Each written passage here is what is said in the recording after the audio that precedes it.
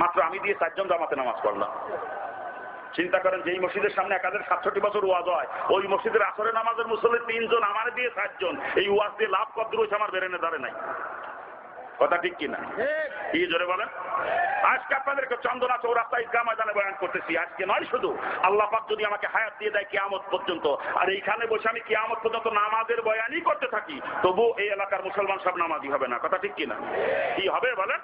কিন্তু এই ওয়াজ যদি চন্দনা চৌরাস্তা ঈদগাহে না করে জাতীয় সংসদের প্রধানমন্ত্রী হিসাবে করতে পারতাম, যে আগামী কালকের থেকে বাংলার জমিনে একটা মুসলমানের বাচ্চা বেনামাজি থাকতে পারবে না। আর যদি পুলিশ লাগায় দেওয়া হয়তো ডিউটিতে, চন্দনা চৌরাস্তায় পুলিশ নামাজের সময় ডিউটি করতো। মসজিদে যখন জামাত হইতো পুলিশ তখন বাইরে ডিউটি করতো, কোথায় কোনটা বেনামাজি আছে। আর পুলিশদের জন্য প্রত্যেক মসজিদে মসজিদে সানি জামাত হইতো, দ্বিতীয় জামাত হইতো, ঠিক কিনা? আর মূল নামাজের জামাতের সময় পুলিশ ডিউটি করতো, কোথায় কোনটা বেনামাজি। চন্দনা চৌরাস্তায় পুলিশ ডিউটি করে একটা বেনামাজি ধরতে পারলে, ওইদের যদি ব্যাটের লাঠি দেখে ভালো মতো সাইজ করে ছুঁয়ে যাইতো, কালকে এলাকায় আর কোনো বেনামাজি খুঁজে পাওয়া যাইতো? 100 ভাগের 100 ভাগ মুসলমান 24 ঘন্টার ভিতরে নামাজি হয়ে যেত, ঠিক কিনা? জোরে বলেন ঠিক কিনা? অনেক একটা হুজুর তো পুলিশের বাড়ি খাওয়ার বইতে পড়লো, আল্লাহর বইতে তো পড়ে না। আরে পুলিশের বাড়ি খাওয়ার বইতেও যদি কেউ নামাজ পড়ে, 40 দিন পড়তে পড়তে তার অন্তরে আল্লাহর ভয় পয়দা হতে বাধ্য। কথা ঠিক কিনা? কি জোরে বলেন ঠিক কিনা? শুধু নামাজ না, পর্দার ওয়াজ আল্লাহ পাক কোরআনে তাকে করে নাই, রাসূল হাদিসের মধ্যে পর্দার ওয়াজ করে নাই। আর 1400 বছর ধরে আল্লাহ হযরত একের পর এক পর্দার বয়ান করেই চলেছে, ঠিক কিনা? পর্দা কায়েম হচ্ছে না বেপর্দারও বাড়তেছে? পর্দা কায়েম হচ্ছে না বেপর্দা বাড়তেছে? এভাবে কিয়ামত পর্যন্ত হবে না বাজান, কিয়ামত পর্যন্ত এভাবে হবে না। কিন্তু যদি আজকে আমাদের রাষ্ট্রপ্রধান বা সরকার প্রধান জাতীয় সংসদে বসে ওয়াজ করতেন যে আগামী কালকে থেকে বাংলার জমিনে একটা মুসলমানের মেয়ে আর বেপর্দা রাস্তায় বের হতে পারবে না। আর যদি পুলিশ লাগাই দেওয়া হয়তো ডিউটিতে, এক মহিলা বেপর্দা রাস্তায় বেরোলি, পুলিশ যদি দৌড়িয়ে ওই মহিলার পাশায় তুলে দিয়ে কষত ব্যাটের লাঠি দিয়ে, এক মহিলার যদি আজকে কষে দিলি, কালকে আর কোনো মেয়ে ছেলে বেপর্দা রাস্তায় বের হতো? আরে মুসলমানের মেয়ে ছেলে তো দূরের কথা, হিন্দু মহিলারাও চিন্তা করতে রাস্তায় বাড়িলে কিন্তু পুলিশই কষবে না। পর্দা কায়েম হইতো না? এই নামাজ কায়েম করতে, পর্দা কায়েম করতে সময় লাগে মাত্র 24 ঘন্টা। এক কথা, ইসলাম কায়েম করতে সময় লাগে 24 ঘন্টা। মাধ্যম হতে হবে শাসন ব্যবস্থা, ঠিক কিনা? আর তার বাস্তব উদাহরণ নেন, আমাদের দেশ যখন পাকিস্তানের অঙ্গ ছিল, পূর্ব পাকিস্তান ছিল, তখন রাজধানী ছিল পশ্চিম পাকিস্তানের রাওয়ালপিন্ডি, আর প্রেসিডেন্ট ছিলেন আইয়ুব খান। আইয়ুব খান রাওয়ালপিন্ডি জাতীয় সংসদে বসে ওয়াজ করছিল, যার বাড়ির আনাচে কানাচে যত ময়লা আবর্জনা আছে, কচুরি পানা আছে, ওগুলো 24 ঘন্টার ভিতরে পরিষ্কার করা লাগবে। চন্দনা চৌরাস্তার মুসলমানরা পরিষ্কার করছিলেন নাকি? কি পরিষ্কার করছিলেন? 2-1 জন যারা গা তেরামি করে পরিষ্কার করেছিল না, ওগুলোর আর্মিতি বলে ভালো মতো সাইজ করেছিল, মুরব্বীদের মুখে শুনছি আমি। কি মনে আছে নাকি মুরব্বীরা? আরে ব্যাতের ঝাল পর্যন্ত বলে কাটিয়ে পরিষ্কার করে ফেলাছিল, ব্যাতের ঝাল পর্যন্ত, শুনি কি কথা ঠিক কিনা? ঘোষণা ছিল সংসদের ঘোষণা, ওর পিছনে লাগানো ছিল প্রশাসন, না মেনে কোনো বাজানের উপায় থাকে না, ঠিক কিনা? কি জোরে বলেন? কত দূরে যাবেন? আরো কাছে আসেন, আরো কাছে।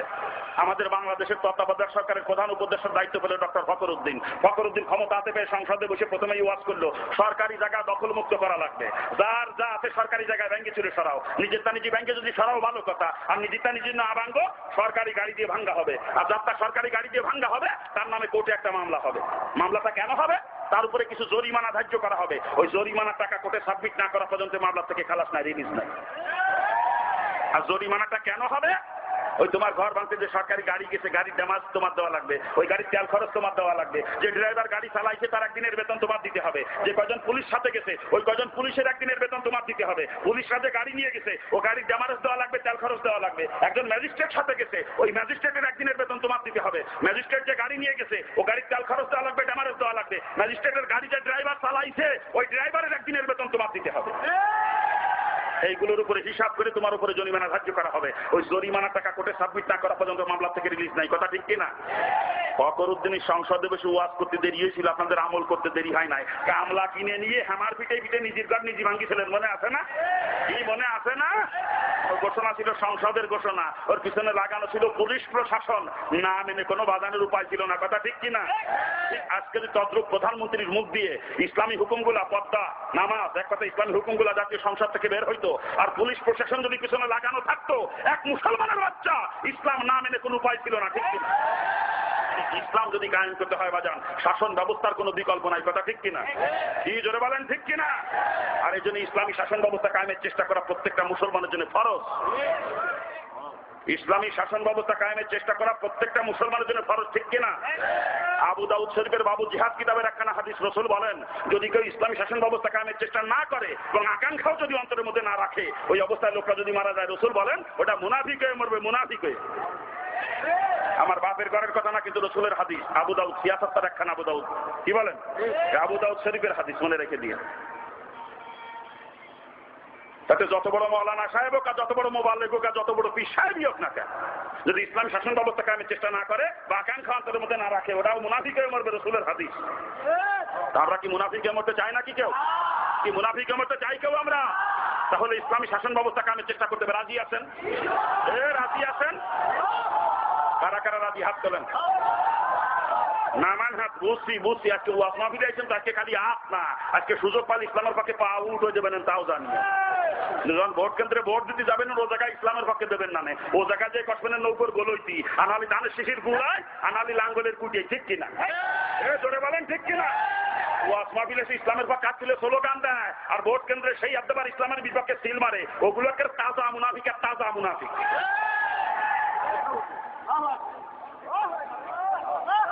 ওয়াজ মাহফিল একটি ইসলামের পক্ষে আর ভোট কেন্দ্রে ইসলামের বিপক্ষে, ওগুলো মুনাফিক না?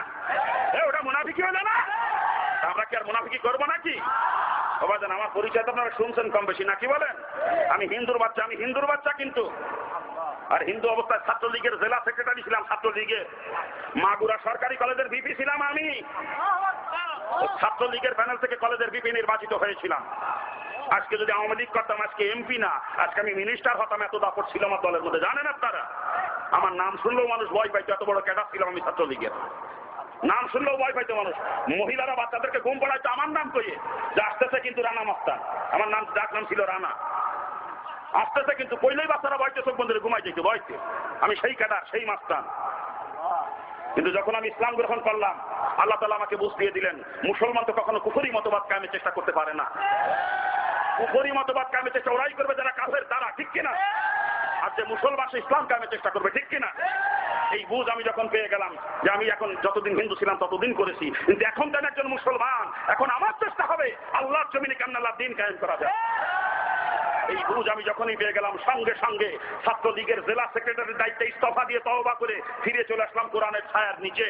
আমি কোরআন নিয়ে আন্দোলন করি, আল্লাহর কোরআন নিয়ে। আর মুসলমানের বাচ্চারা, থামেন, মুসলমানের বাচ্চারা কেউ নৌকর গোলই দুটে না আছে, কেউ ধানের শীষ মাথায় করে লাফায়, কেউ লাঙ্গলের কুটে ধরে ফাল পারে, হাজার সারা মুসলমান।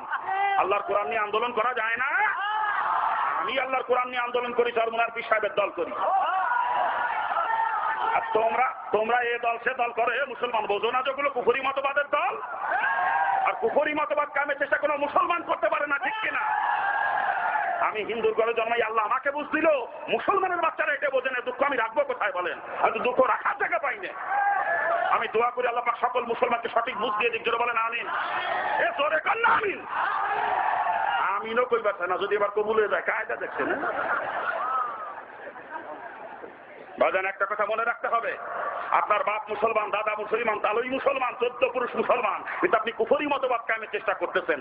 আল্লাহ না করুক এই অবস্থায় যদি আপনি কবরে চলে যান, মৌতের আগে তওবা যদি নসিব না হয়, আপনি কাফের হয়ে চলে গেলেন কবরে, কাফের হয়ে, মনে রেখে দিয়ে। 14 পুরুষ মুসলমান আছে, কুফরি মতবাদ কায়েমের চেষ্টা করতে করতে কাফের হয়ে কবরে চলে গেলেন, যা হইল। আর মৌতের আগে যে তওবা নসিব হবে, এর গ্যারান্টি কোন জায়গা বলেন তো? এর গ্যারান্টি আছে? তওবার সময় থাকতে করা দরকার না? কি তওবার সময় থাকতে করা দরকার না? এতদিন ভুল করছি, আর ভুল করবো না, এখন তওবা করে ফেলবো না, কি বলেন? এখন থেকে আর কোনোদিন কুফরি মতবাদ কায়েমের চেষ্টা করবো না, কি বলেন? এখন থেকে মৌত পর্যন্ত ইসলাম কায়েমের চেষ্টা করবো, রাজি আছেন?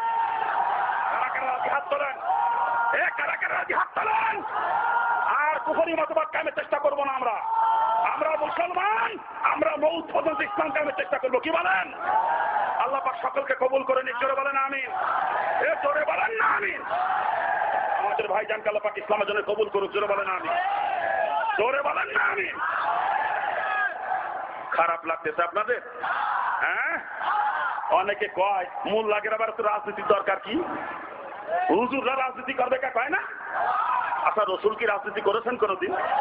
রসুল শুধু রাজনীতি করেছেন তা না, রসুল আমার রাষ্ট্রপ্রধানও ছিলেন, ঠিক কিনা? শুধু রসুল একা নন, রসুলের সব থেকে কাছের চারজন মানুষ, হযরত আবু বকর, হযরত ওমর, হযরত ওসমান, হযরত আলী রাদিয়াল্লাহু আনহুমা, ওনারাও চারজনের রাষ্ট্রপ্রধান ছিলেন, ঠিক কিনা?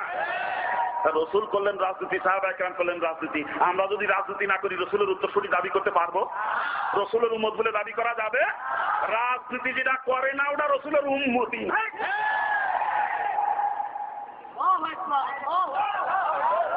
অনেকে কত সুন্দর বুক ফুলই ফুলই কয়, কত সুন্দর বুক ফুলই ফুলই কয় আমরা রাজনীতি পছন্দ করি না। কত আলেম ওলামারা পর্যন্ত কয়, কয় না? ওই যেটা ফাঁকে যায় দুঃখে কত পীর সাহেবরাও কয়, কয় না? রাজনীতি যদি কেউ পছন্দ না করে তার ঈমান থাকে? রসুল জীবদ্দশায় যত কাজ করেছে আমরা সব কাজ করতে পারি না, পারি নাকি? তাতে আমাদের ঈমান চলে যাবে না, কিন্তু কথা ঠিক কিনা? যে রসুলের আপনার থেকে আপনার একটা কাজকে যদি আমি অপছন্দ করি সাথে সাথে আমার ঈমান চলে যাবে, ঠিক কিনা? কি জোরে বলেন ঠিক কিনা? আমি সারা জীবন কোনো কারণবশত রাজনীতি করতে পারি না, বাধ্যবাধকতা আছে আমার উপরে, নাকি বলেন? এই কারণে করতে পারি না, ঠিক আছে, এতে গুনাহগার হলেও ঈমান চলে যাবে না। কিন্তু যখনই বলবো আমি রাজনীতি পছন্দ করি না, সাথে সাথে আমি কাফের হয়ে যাবো, সাথে সাথে। যেই কাজ রসুল করেছেন, সাহাবায়ে কেরাম করেছেন, ওই কাজ যদি কেউ অপছন্দ করে তার ঈমান থাকে না, সে সাথে সাথে কাফের হয়ে যায়, ঠিক কিনা? জোরে বলেন ঠিক কিনা? তারা কয় যে আমরা রাজনীতি পছন্দ করি না, ওগুলো বিনা দলিলে কাফের। ও যত বড় পীর সাহেব হোক না ওটা কাফের, ও যত বড় মাওলানা সাহেব না কাফের, ওটা ও মোবাল্লেগ গলিও কাফের। এই মনে থাকবে তো? এর মাঝে এক জায়গায় ওয়াজ করতে গেছি, এক বক্তা আমার আগে বয়ান করতেছে, আরো 1 ঘন্টা পরে আমার সময় শুরু হবে, 1 ঘন্টা পরে বক্তা আমার আগে বয়ান করতেছে। বয়ান করতে করতে কইয়েই ফেলাইছে এক জায়গা, কইয়েই ফেলাইছে ভালো মানুষ কোনোদিন রাজনীতি করে না। যখন এই কথা কইছে আমি তো বুঝিয়ে ফেলাচ্ছি কথা কোন দিক নিচ্ছে। আর আমি তো কখনই কলকাতা যে বসে তাই আগে আকল লিওটের ভাই, কি করতে চায় মানুষ, আকল লিওটের ভাই। আমি এই কোটকে জামার কোটকে লুঙ্গি পরে ওয়াজ করে বেড়া, তাই বলে মনে করেন না কাকমুল্লা একেবারে চিন্তা কেউ করেন না। এম এ পাস করে থুয়ে দিছি, এম এতে ফার্স্ট ক্লাস ফার্স্ট। আবার কালা কোটের ব্যবসাও কষিয়ে থুয়ে দিছি, LLB কমপ্লিট করে থুয়ে দিছি। আছেন কোন তালে? আছেন কোন তালে? আকল লিওটের ভাই কি করতে চাচ্ছে, আকল লিওটের ভাই। আর তো বক্তা যখনই কইছে ভালো মানুষ রাজনীতি করে না, আমি তো বুঝে ফেলাছি কথা কোন দিক নিচ্ছে। আমি সাথে সাথে স্টেজে চলে গেছি। 1 ঘন্টা পর আমার আলোচনা শুরু হবে, কিন্তু ওই সময় স্টেজে চলে গেছি। যে বক্তা চেয়ারের পাশে বইছি চুপ করে বসে আস্তে আস্তে কচি মৌলানা সাহেব যে বললেন ভালো মানুষ রাজনীতি করে না, কথাটা কি ঠিক? আমি বললাম আস্তে আস্তে উনি চিল্লে উঠে হয় ভালো মানুষ রাজনীতি করে নাকি? রাজনীতি করতে গেলে আসামিকে কত কথা কোয়া লাগে, ভালো মানুষ রাজনীতি করে না।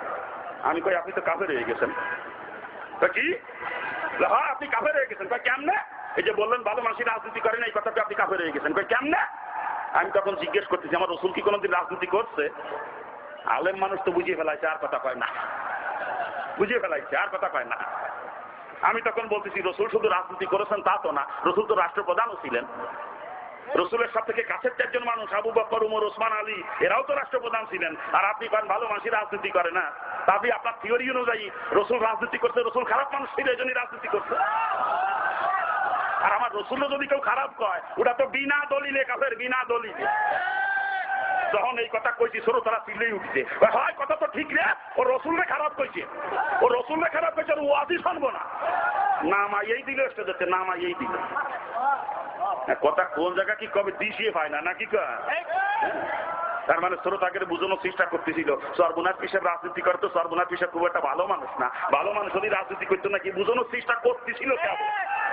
কিন্তু আমি যে বললাম না যে ককলি কলকাতা যাওয়া মানুষ, আমি তো বুঝে ফেলাছি কথা কোন দিক নিচ্ছে। একেবারে জায়গায় যে ধরে বলছি, জায়গায় নাতি, জায়গায় নাতি।